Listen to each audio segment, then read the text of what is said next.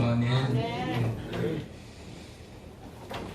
오늘도 주의 자리에 와서 예배드리는 여러분 모두에게 하나님 크신 은혜가 함께 하시기를 바라고요. 먼저 영상 좀 보시고 말씀 듣도록 하겠습니다.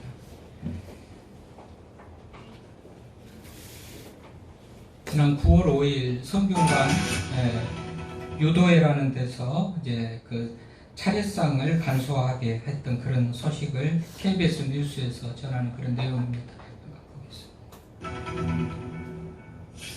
네, 이렇게 큰 아픔을 남긴 태풍 뒤에 곧바로 명절 맞이하는 마음이 편치 않으실 겁니다.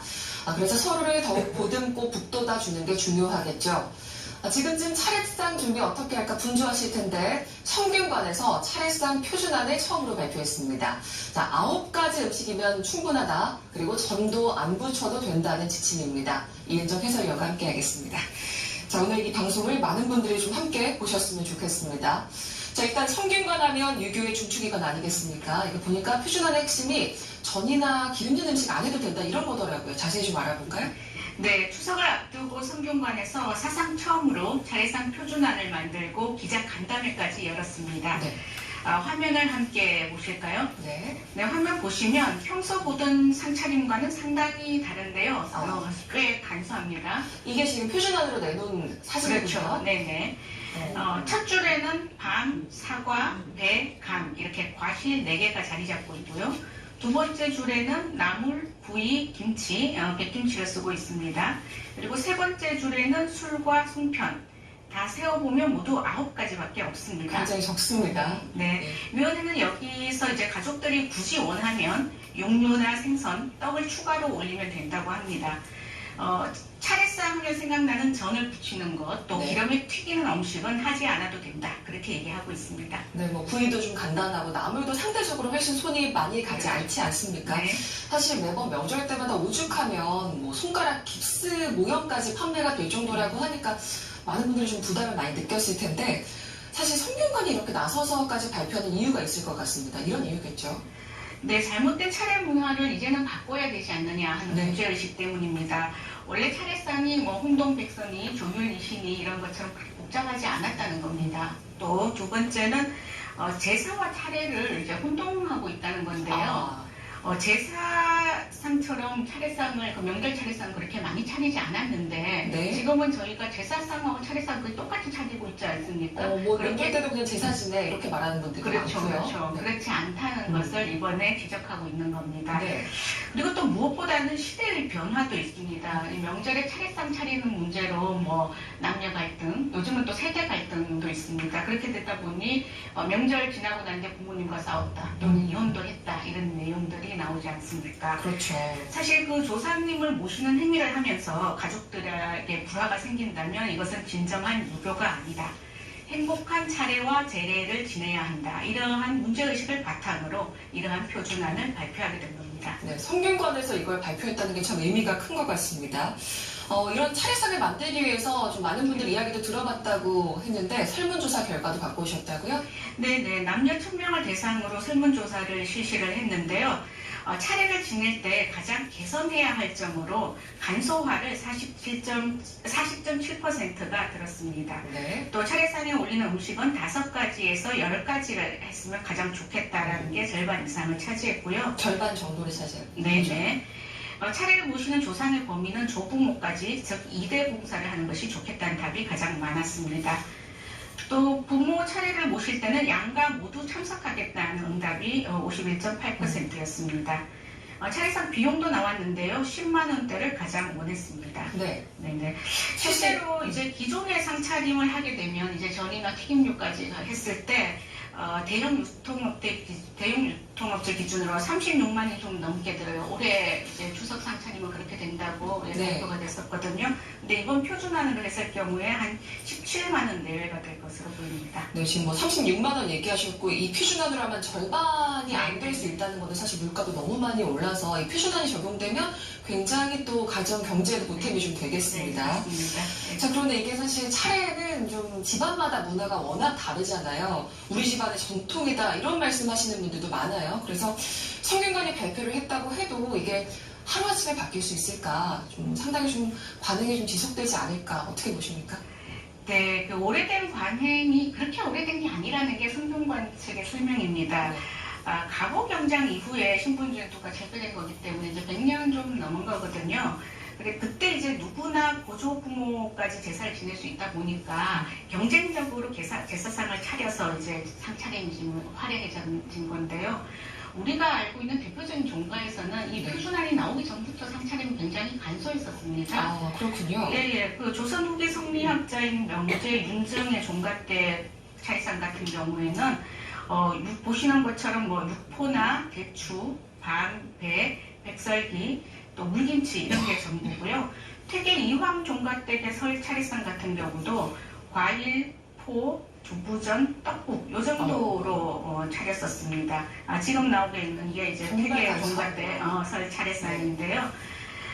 사실 이런 종가댁 같은 경우는 전을 올리지 않았던 게 많았고요. 네. 이제 전이라는 것은 사실 오신 분들을 대접하기 위해서 음식을 마련하다 보니까 만들어진 게 아닌가 얘기를 합니다. 그래서 이번 성균관 그 표준안에 대해서 반발이 뭐 아예 없는 건 아닙니다. 내 집안의 문화를 그렇죠. 또 일률적으로 그렇게 재단할 수 있느냐라는 얘기가 있어서 제가 양동마을에 있는 한 또 종손에게 네. 이걸 물어봤는데요. 뭐라고 그랬더니 대답할까요? 이제 상차림을 일률적으로 이렇게 제한하는 것 자체는 조금 부담이지만. 사실 이런 일이 나오게 된 것은 그 남녀가 함께 조상에게 공경을 하고 제사를 드려야 되는데 그런 제사 음식 마련하는 거 여성에게만 전담시키다 보니 이런 일이 된 것이 아니냐. 네. 실제로 조상을 공경하려면 남녀가 함께 제사 음식을 마련하고 함께 섬기는 문화를 네. 먼저 마련하는 것이 더 중요하다. 이렇게 답을 했습니다. 그 안에 있는 의미를 봐야 된다는 뜻이겠죠. 예, 오늘 말씀 들어보니까 이제 전을 붙이는 게 오히려 조선님께 예의가 아니라는 지금 성균관의 지침이 나온 겁니다. 네. 누군가의 등만 바라보고 돌아오는 이런 명절은 좀 없어졌으면 좋겠습니다. 올해는 함께 얼굴 보면서 웃을 수 있길 기대하면서 보내드리겠습니다. 이은정 해설위원이었습니다. 네, 여기까지 보겠습니다. 지난 주일에 제가 칼럼에도 제사에 대한 재언해가지고 칼럼에 썼지만 여러분 우리가 지금 듣고 알고 있는 제사 이런 문화가요 상당히 잘못되어 있는 부분이 많고 또 근거도 없이 이렇게 행해지고 있는 것들이 많습니다. 과거에 유교의 어떤 그 장례나 또는 이런 제사에 대한 이런 그 어떤 순서라든지 이런 것들은 아주 우리가 알기로는 꼭 그렇게 해야 되는 것 같이 생명같이 여기고 지키는 것으로 그렇게 했지만 모든 것들이 다 생략되고 또 그 간소화되면서 또 빠지기도 하고 지금 그런 상태인데 이런 것들을 잘 몰라서요 우리가 그냥 믿는 이들도 또 그런 데에 잘 모르고 그래요. 여러분 불교만 해도 윤회사상이 있잖아요. 윤회사상 뭐죠? 죽으면 다른 것으로 태어난다는 것. 그 사람이 생전에 어떻게 잘 살았느냐에 따라서 다음 생에는 다른 모습으로 태어나서 그러니까는 부천을 떠도는 혼이라는 개념은 없는 겁니다. 다른 곳으로 태어나는 거예요. 그런데 뭐 어떤 혼이 있다고 제사를 지내고 이런 것들이 말도 안 되는 그런 부분들이 이제 많이 있다는 것을 제가 지난번 제사에 대한 칼럼에서 썼지요. 우리 조선 초기의 양반들은 한 20%였다고 그래요. 그 양반들은 그야말로 평민들, 노예, 또 뭐죠? 천민들 이런 이 입장에서 볼 때 어떻게 보면 양반들은 노망이었겠죠. 그들이 그냥 종을 부리고 노예를 부리고 그리고 평민들에게도 혹은 천민들에게도 하대를 하면서 그냥 이렇게 할 때 그들이 하는 모든 것들은 어떻게 보면 부러움의 대상, 우리도 저렇게 해보면 좋겠다 이런 마음들이었을 겁니다. 기회가 없어서 못하지 또 형편이 안 돼서 못하지 언제든지 기회만 된다면 우리도 저렇게 해보고 싶다라는 것이 천민들, 평민들, 노예들의 노망이었어요. 근데 조선 후기로 가면서 여러분 면천도 되고 이건 맞아면 좀 의식 있는 사람들에 의해서도 그냥 노예를 노예같이 안 보고 노비 문서를 태워버리고 자유를 주기도 하고 이러면서 평민이 되기도 하고 또는 어떤 연유로 돈을 좀 많이 가진 그런 부유한 사람들이 양반의 그 급을 사는 거죠. 돈 주고 양반급을 사가지고 양반 행세를 하고 이러면서 그 조선 후기에 가면 양반의 그 비율이 한 80%까지 올라갑니다. 그러니까 평생의 소원이었을 이들 보십시오. 천민으로 노예로 그렇게 살다가 이제 양반이 됐어요. 그러면 옛날에 양반들이 유세 부리고 했던 그 모습을 배우고 싶은 거예요. 아니 그보다도 더 넘고 싶었던 거예요. 그래서 제사를 드려도 뭐 이렇게 좀 전에 했든지 대여섯까지 놓고 이렇게 해도 될 만한 그런 상황을 과시를 해야 되잖아요. 우리는 이렇게 당신들보다도 더 우리 집안은 이렇게 좀 우월해. 이걸 보여주려니까 풍성하게 더해지면서 오늘과 같은 그런 제사의 형태가 말하자면 그렇게 됐다는 겁니다. 차례나 제사는 다르기는 하지만 거의 구분 없이 지금 그렇게 대표로 이제 되고 말았는데요. 그래서 뭐죠? 우리도 양반이야. 당신들보다도 더 나은 양반이야. 그래가지고 그것이 어떻게 보면 권위를 드러내는 것 같이 또는 경제력을 드러내는 것 같이 말하면 음식 하나라도 더 만드는 거. 그래서 많게 하고 화려하게 하고. 그래서 이전에 제사 지내는 분들 경험이 있어요? 여자들 부정 탄다고 제사에도 못 왔잖아요? 부정 타는 여자들에게 음식을 만들라는 것은 참 모순이죠. 또 뭐 제사에 참여하는 것이 부정 탄다고 여자들을 그렇게 갈시했는데 제물로 드려질 음식을 만들어라는 아주 이런 그 모순이 많습니다. 굉장히 잘못된 것들이 많아요. 그래가지고 많이 바뀌고 이게 정말 어떤 쓸데없는 것이라는 것이 드러나는데도 불구하고 여전히 아까 얘기했죠? 우리 집안을 과시하는 거예요. 우리 뼈대에 있는 집안이고 우리 집안은 이런 집안이다라는 것을 과시하려고 이렇게 제사 문화가 여전히 내려오고 더 화려해지고 더 많아지고 이제 이 양이 많아지고 그랬다는 겁니다. 혼동백서도 원래 있지도 않았다는 거잖아요. 한 유교의 전통적인 말하자면 전통이라고 말하는 지냈던 그런 보면 10가지 규칙이 있어요. 혼동백서 빨간 것은 동쪽에 또 하얀 거는 서쪽에 놓은 뭐 그런 것 해가지고 고기는 또 머리를 또 뭐 우측으로 하고 또 육류는 또 오른쪽으로 하고 뭐 이런 뭐 자포, 우회, 어동, 육서 뭐 이런 10가지 규칙 있는데 하나같이 다 이 전통 유교에서 있었던 것도 아니고 누군가가 그냥 그렇게 만드는 홍동백서 같은 경우에는 1180년에 일본에서 원시 지방과 평시 지방이라는 지방끼리의 부족의 싸움이 일어나요. 그리고 원시는 자기 집안의 가문의 상징으로 백기를 들고 오고 홍씨 집안은 자기 가문의 상징으로 홍기를 들고 오고 그래서 이 홍동백서가 이게 싸우는 그런 어떤 상황이 있으면서 일제 말기 때부터 이 우리나라 말하자면 그 문화에 홍백의 어떤 싸움, 운동회 때마다 우리 청백이 나눠서 싸우고 홍백이 나눠서 싸우는 것이 말하자면 이런 그 원평전쟁이라고 원시 지방과 평시 지방이 싸울 때 그들이 상징이 새긴 이런 것들이 뭔가 이렇게 막 이런 데까지 일본 문화라는 건 한마디로 일본 문화, 중국 문화 우리 고유한 전통이, 우리 고유의 전통이다 말하는 것이 참 말이 안 맞게 이게 아주 변질되고 이상한 것이 제사입니다. 제사기도 하고 제사 문화이기도 하고요. 그래서 여자들이 부정탄다고 제사에도 참여를 못 시키고 그런데 그 제사를 드리는 제물을 만드는 데는 여자들이 노동력을 필요로 해가지고 다 떠맡게 돼 있는 그런 상태고 그러죠. 그러다 보니까는 말했지만 남녀 간의 갈등도 생기고 집안에서도 차서간에 맞으면 또 이 젊은 사람 또는 노인 뭐 이런 하여튼 신우이 옳게 사이에 특히 많은 갈등이 생기고 이제 이런 거 아니겠어요? 사실 우리 기독교가 처음 들어올 때도 제사 문제가 큰 장애물이 돼가지고 토착화 되고 성교의 장이 넓혀지는데 굉장히 장애됐던 것이 제사 문제예요.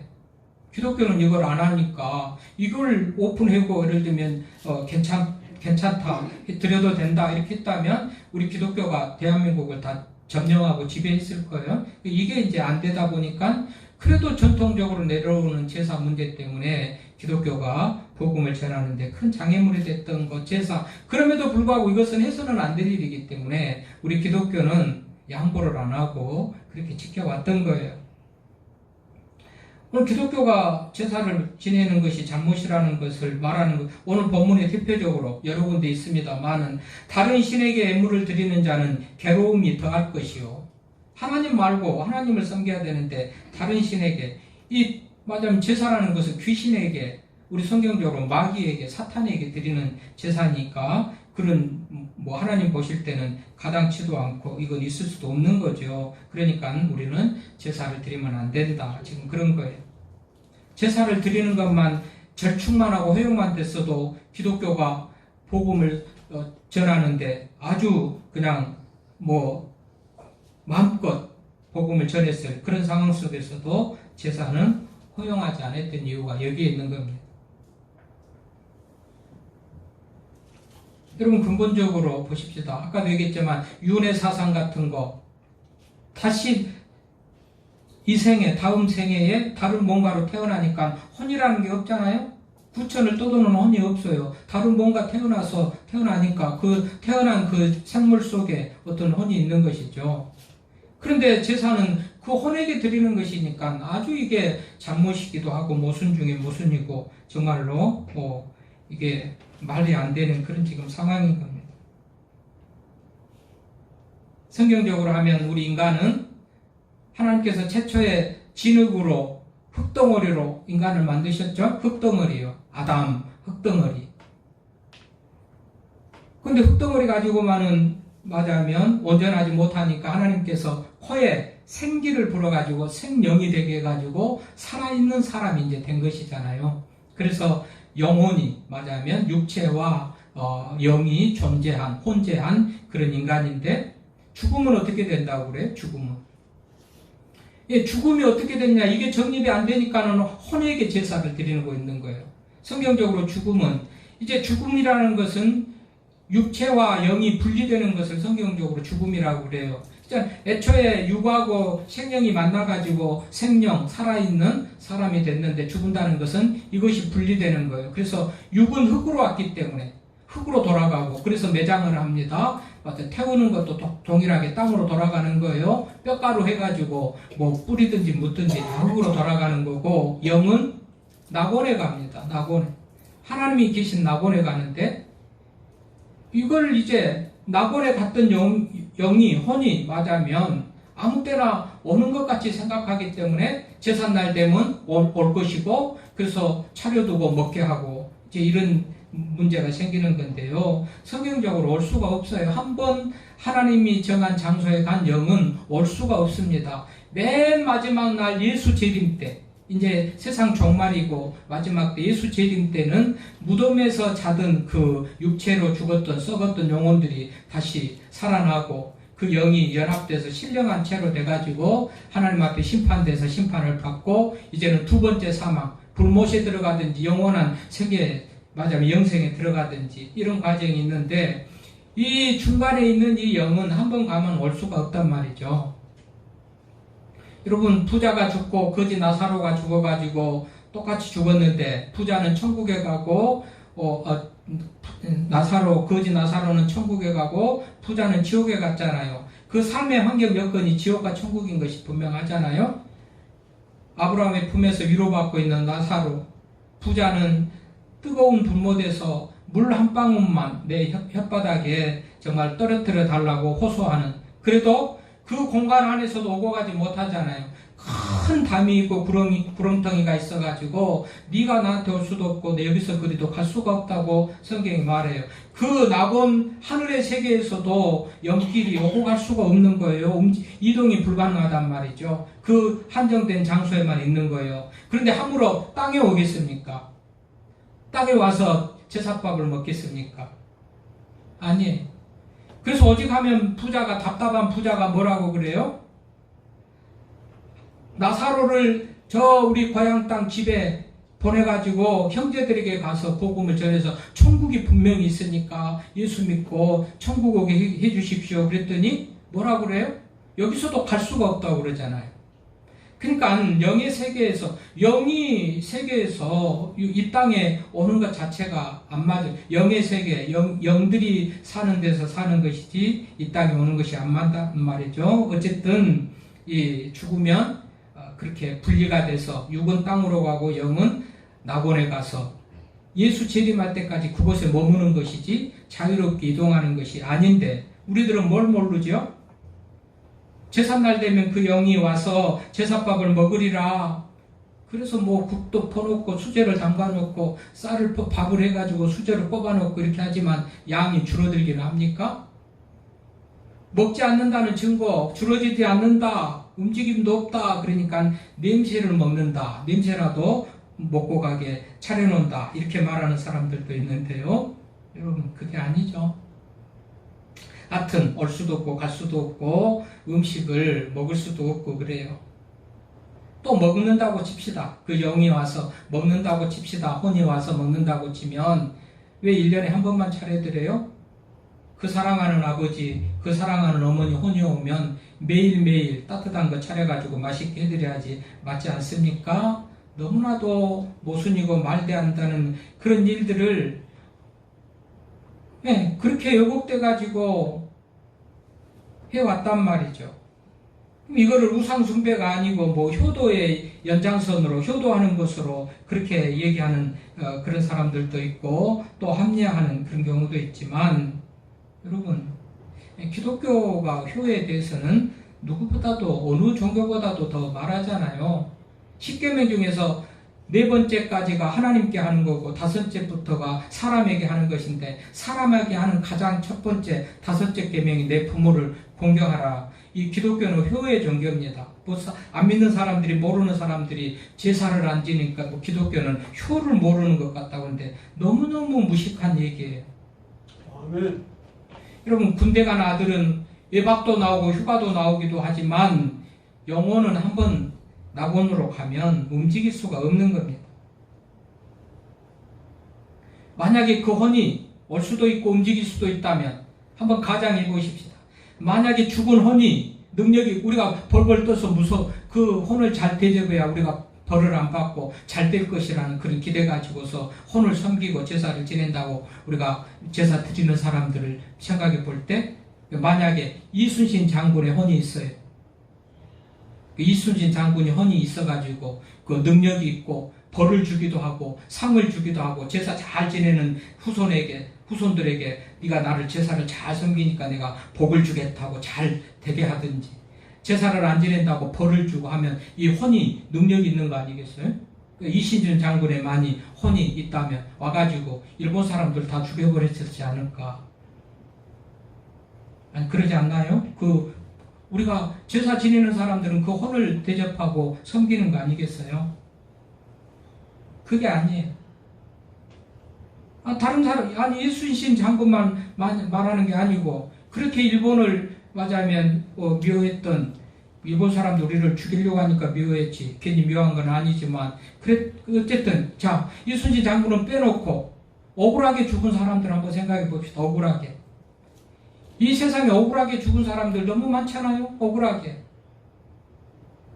요즘 끔찍하게 또 정말 억울하다. 저럴 수가 있을까 하게 억울하게 죽는 사람들이 참 많아요. 그 사람들은 또 어떻게 되겠어요?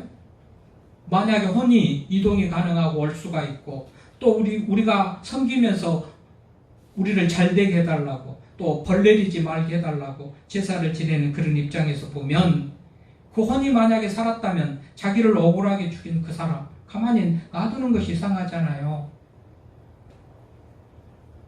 여러분 혼이 맞으면 생각하는 제사의 대상으로 생각하는 그런 거 전혀 이렇게 여러분 우리가 정말 의식하지 말고 살았으면 좋겠는데요. 우리가 섬길 대상, 경배하고 절할 대상은 하나님 한 분이에요. 하나님 한 분이에요.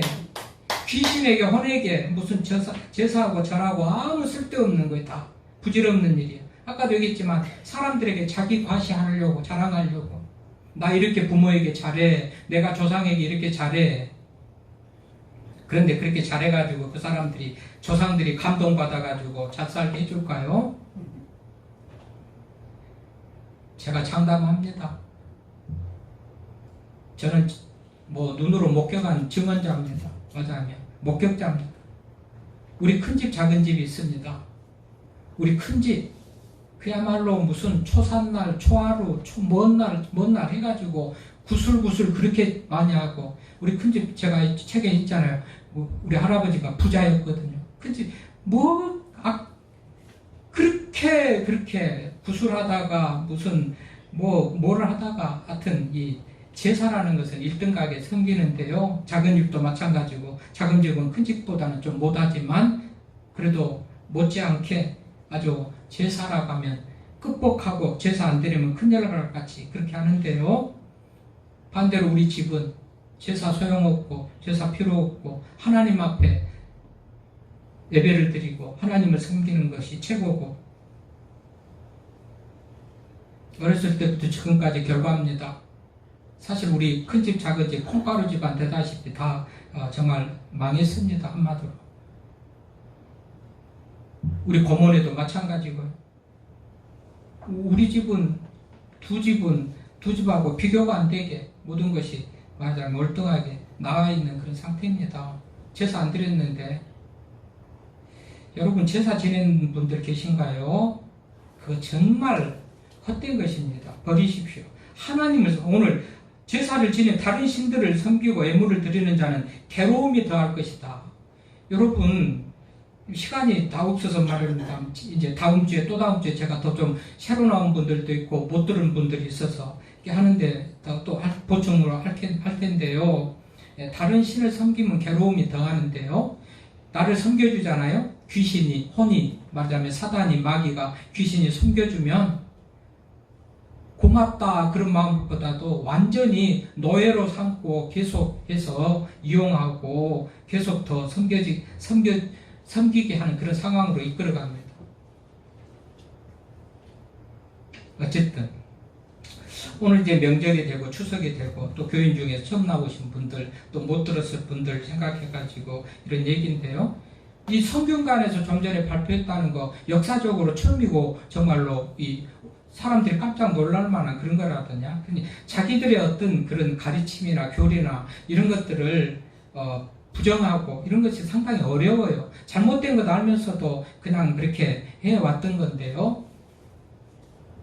9월 5일 날 이번에는 그 성균관 유도의 총재라는 사람이 그렇게 발표를 했던데 어쨌든지 간에요. 여러분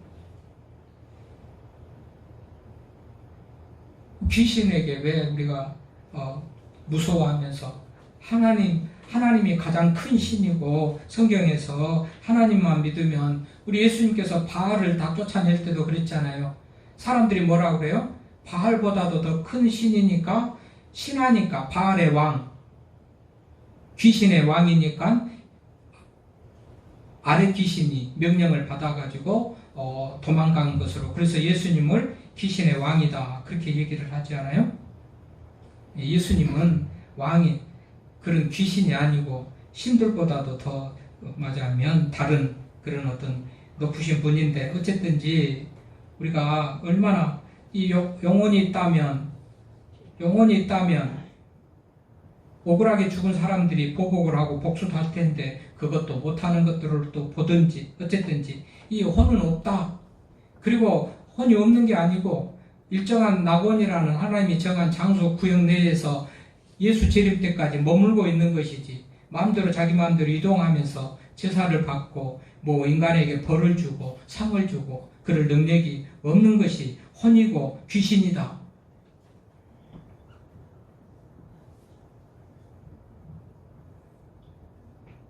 그래서 오늘 시편 기자 다윗이 말합니다. 다른 신에게 예물을 드리는 자는 괴로움이 더할 것이라. 나는 그들이 드리는 피의 전제를 드리지 아니하고 내 입술로 그 이름을 부르지 아니하리라.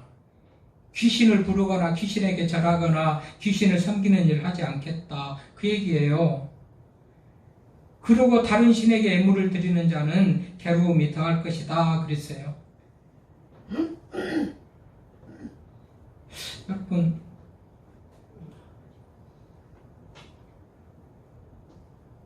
어떤 분이 그랬어요? 뭐 우리 교인 중에 우리 김금석 권사님이 옛날에 제사를 1등으로 드렸다고 합니다.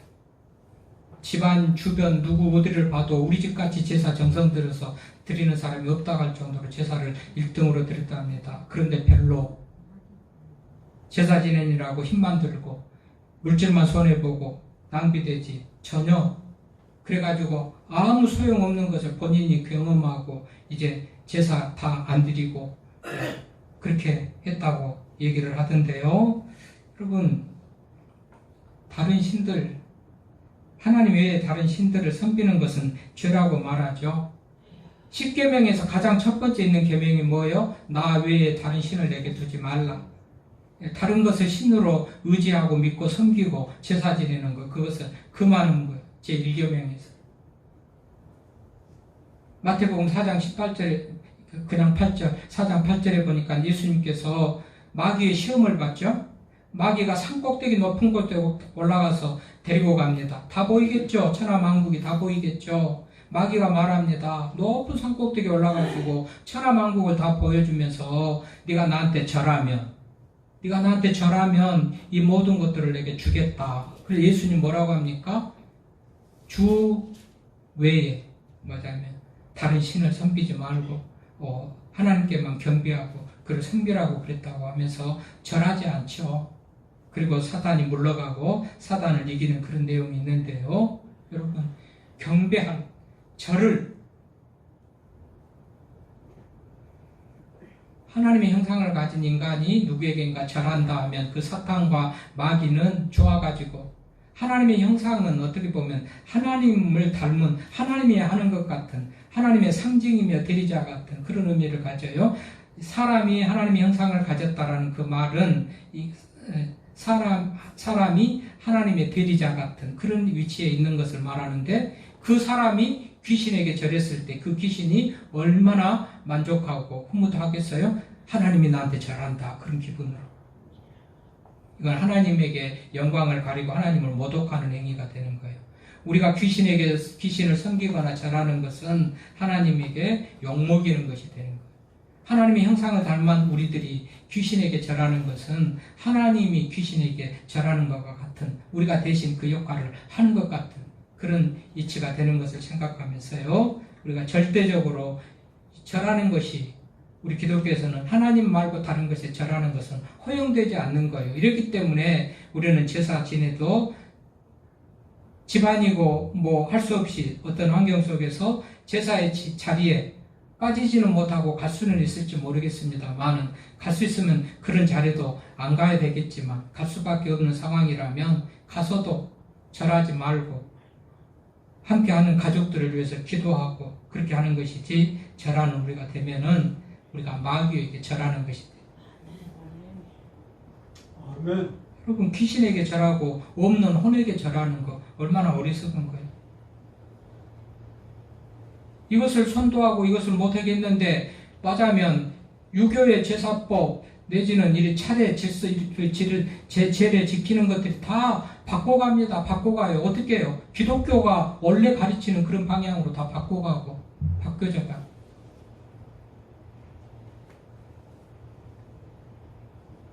모든 문화라든지 이런 것들이 다 기독교 맞아면 성경의 가르침이나 문화로 다 바뀌어가고 우리 기독교가 그만큼 진리인 것이죠. 진리. 참이치. 기독교는 다른 것을 모방하거나 받아가는 게 아니고 모든 다른 종교, 불교가 기독교를 모방해가고 유교가 기독교를 모방해가고 하는 경우는 있어도 기독교가 다른 종교를 모방하는 경우는 없어요. 하나님의 말씀이 가르치는 것이 참 진리인 것으로 믿고요. 오늘도 명절을 지나기 때문에 혹시 뭐를 절을 하거나 제사를 지내거나 그런 것은 우리가 금해야 되는 것을 알고 그런 것이 효도가 아니에요. 그런 것이 효도가 아니고 그럼 가족끼리 만났을 때 좀 더 의미 있게 이렇게 모이는 것은 부모님이 가르쳤는 것을 기억하고 부모님이 살아생전에 이렇게 가르쳤는데 우리가 그렇게 살아가는 것을 돌아보고 우리가 형제 우애하는 것이 부모님이 기쁘실 일일진데 우리가 그렇게 사는 것을 돌아보면서 또 하나님 앞에 또 영광을 돌리고 어쨌든 형제 간의 유익함을 얻는 것 그것이 맞아면 모이는 그런 의미예요. 명절에 모이는 그 의미가 그거란 말이죠. 제사 지내고 모이는 게 아니에요. 죽어서 끝나버린 그거 맞아면 사람에게 제사의 대상이 될 수가 없고 하나님이 제사의 대상이죠. 하나님이 제사의 대상이에요. 어찌 부모가 제사의 대상이고 남편이 제사의 대상이 될 수가 있어요. 그래서 다른 신에게 예물을 드리는 것. 구약의 제사를 신약의 예배라고 그랬지만 예배의 대상은 하나님밖에 없단 말이죠. 철저하게 이런 맞아면 정말 허황된 어떤 그런 제사의 문화라든지 이런 것에 현혹되지 말고 하나님의 말씀 따라서 그렇게 살아가는 것이 성도의 마땅한 자세인 것을 생각하면서 명절을 승리할 수 있기를 바랍니다.